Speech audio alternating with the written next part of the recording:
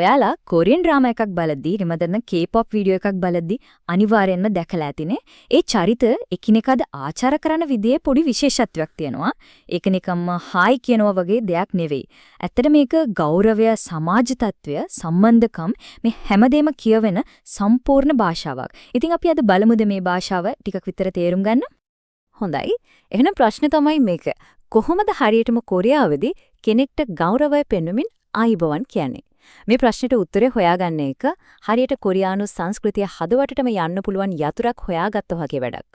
හරි, එහෙනම් අපි මුලින්ම තේරුම් ගන්න ඕනම දෙයක් තියෙනවා. ඒක තමයි මේකේ රන් රීතිය.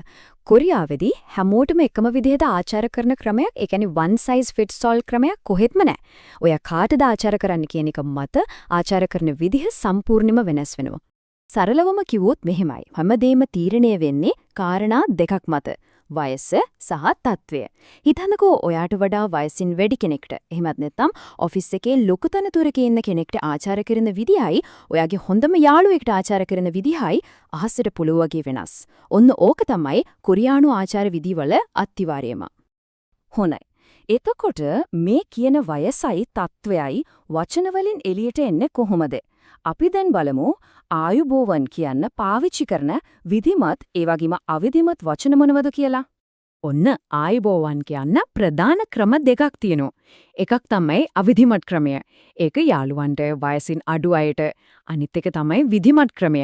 ඒක තමයි වැඩිහිටියන්ට සහ ඉහළ තනතුරු දරන අයට පාවිච්චි කරන්නේ. හරි. මුලින්ම අවිධිමත් ක්‍රමය. ඒ තමයි අන්යෝන්. මේක හරියට අපි හායි හරි, හේයි හරි කියනවා වගේ තමයි. ගොඩක් වෙලාවට මේක කියන ගමන් පොඩ්ඩක් අතවනනවා. හැබැයි මතක තියාගන්න ඕන වැදගත්ම දේ තමයි මේක පාවිච්චි කරන්නේ යාළුවෝ වගේ හරිම සමීප අයත් එක්ක විතරයි. දැන් අපි යමු විධිමත් ක්‍රමයට. අන්‍යොන් හසයෝ. ඔන්න ඕක තමයි ඔයාලා නිතරම අහලා තියෙන විදිහ. හැබැයි ඊටත් වඩා විධිමත් අවස්ථාවක් තියෙනවා. හිතන්නකෝ ඔයා ලොකු සමාගමක CEO කෙනෙක්ට කතා කරනවා කියලා. අන්න එතකොට පාවිච්චි වෙන්නේ අන්‍යොන් හසිම්නික්කා. මේ වචන දෙකෙන් කොයික කිව්වත් ඒත් එක්කම අනිවාර්යෙන්ම හිස නමලා ආචාර කිරීමක් සිද්ධ වෙනවා. මෙතන තියෙන නියම දෙයක්. එහෙම නැත්නම් හරිම පහසු දෙයක් තමයි ඉංග්‍රීසි වල මගේ good morning, good afternoon කියලා වේලාවනු ආචාර්ය වෙනස් වෙන්නේ නැති එක. හරිම ලේසි. උදේ, දවල්, හවස්, රෑ දවසේ ඕනෑම වෙලාවක අන්‍යොන් හරි අන්‍යොන් හසෙයෝ හරි කියන්න පුළුවන්. හැබැයි ඉතින් වචන විතරක් මදි. කොරියාවේදී ශරීර භාෂාව විශේෂයෙන්ම හිස නමන එක සමහර වෙලාවට වචන වලටත් වඩා බලවත් වෙන්න පුළුවන්. අපි දැන් බලමු ඒ කලාව ගැන. බලන්න, හිස නමන එක කියන්නේ නිකම්ම ඔලුව පාත් කරන එක නෙවෙයි.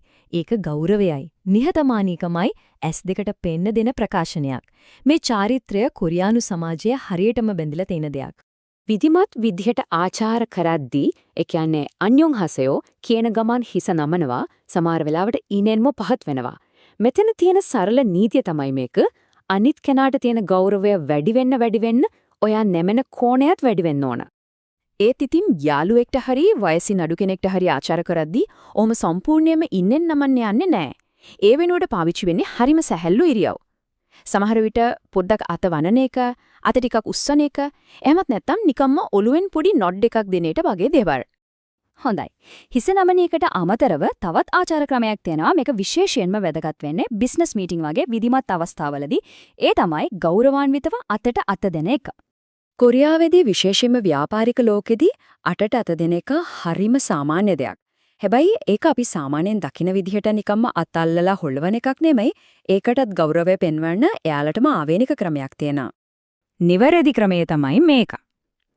ඔයා අතට අත දෙන්න දකුණු අත දික් කරනවා. ඒත් එක්කම ඔයාගේ වම් අතින් දකුණු අතේ නළලට හරි වැලමිටට යටින් හරි පොඩි ආධාරයක් දෙනවා. අන්න ඒකයි වැදගත්.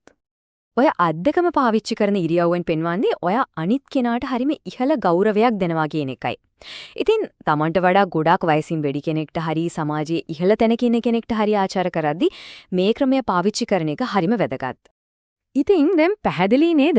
වචනයයි ශරීර භාෂාවයි එකතු වුණාම කොරියානු ආචාර විධි කියන එක කොච්චර ගැඹුරු අර්ථවත් දෙයක්ද කියලා. එහෙනම් මම පොඩි ප්‍රශ්නයක් ඉතුරු කරලා යන්නම්. අපි ආයුබෝවන් කියන එක ගැන කතා කරානේ. ඒත් කෙනෙක්ගෙන් සමුගන්නකොට මේ අපි කතා කරපු ඉරියව් වලින් වැදගත්ම වෙන්නේ මොකක් කියලාද ඔයාලා හිතන්නේ? ඒ ගැනත් පොඩ්ඩක් හිතලා බලන්න. මොකද ඒකත් මේ සංස්කෘතිය තවත් හරිම ලස්සන